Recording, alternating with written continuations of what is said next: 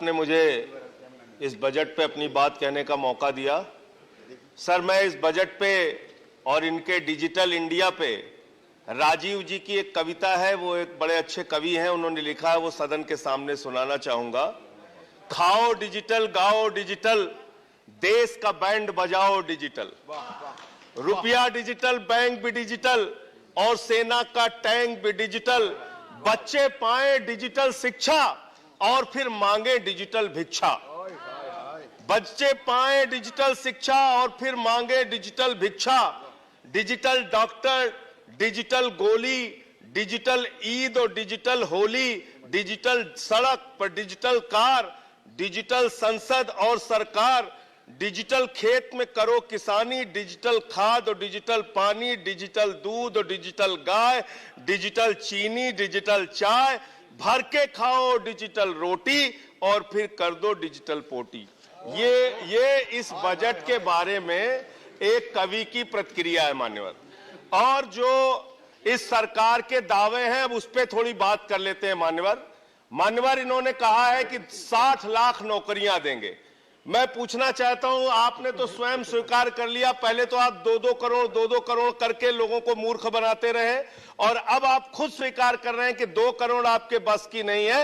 अब आप 60 लाख नौकरियां देने की बात कह रहे हैं। और आप नौकरियां कैसे दे रहे हैं नौजवानों को मान्यवर? 35,000 रेलवे भर्ती के लिए 1 करोड़ नौजवानों ने उसमें फॉर्म भरा और उसके बाद जब उसका परिणाम आता है उसमें घोटाला और गड़बड़ी की जाती है। जब वो नौजवान सड़क पर नौकरी मांगने के लिए निकलते हैं उनको लाठियों से पिटवाया जाता है प्रयागराज में, उनको पटना में लाठियों से पिटवाया जाता है, घर में घुस के लाठियों से पीट पीट के आप नौकरी दे रहे हैं, आंसू गैस के गोले छोड़ छोड़ के आप नौकरी दे रहे हैं। आप कर्मचारियों की बात इस बजट में कर लीजिए मान्यवर। जब कर्मचारियों की चर्चा होती है, पूरे देश के कर्मचारियों की एक ही मांग है, पुरानी पेंशन की बहाली की जाए, पुरानी पेंशन की बहाली की जाए। 40 दिन कोई सांसद और विधायक रह लेता है, पूरे जीवन भर उसको पेंशन मिलती है। 40 साल कोई कर्मचारी नौकरी करता है, उसकी पेंशन आपने खत्म कर दी। पेंशन तो छोड़िए, टैक्स के राहत की उम्मीद थी कर्मचारियों को, आपने इस बजट में वो भी नहीं दिया। इसके साथ साथ मान्यवर, आपने इस बजट में किया क्या है?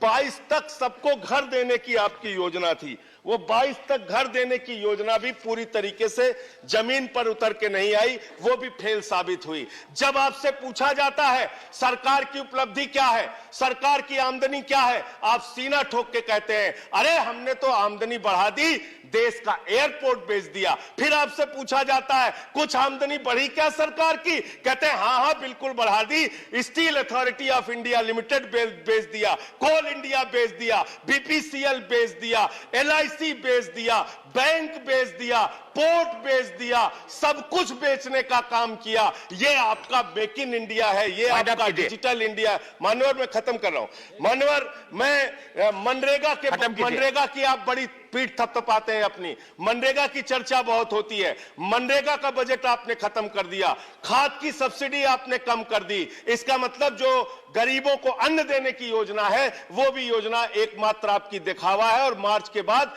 गरीबों को अनाज हिंदुस्तान में मिलना बंद हो जाएगा। अंत में आपके माध्यम से एक ही इस सरकार से अनुरोध करना चाहूंगा कि अपना ध्यान देश की तरक्की पर लगाइए, देश को आगे बढ़ाने पर लगाइए।